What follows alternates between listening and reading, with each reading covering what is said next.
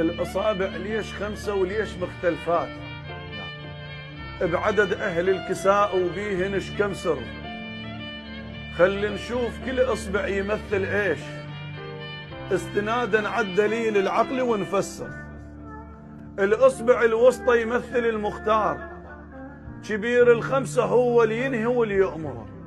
السبابة علي مرافق رسول الله، علي بقد النبي بس بالعمر أصغر. حيدر والرسول النصرة والإسلام، ومن تنتصر لاحظ بيما نتأشر. الما عنده سبابة سلاحه يرمي شلون، يعني بعلي ترمش ما دست عالزر. الأصبع البنصر فاطمة الزهراء، بنفس المستوى هي وعلي الدر، زوجهم رسول الله نور بنور. ما لاحظتوا ليش الحلقة بالبنصر؟ الخنصر يمثل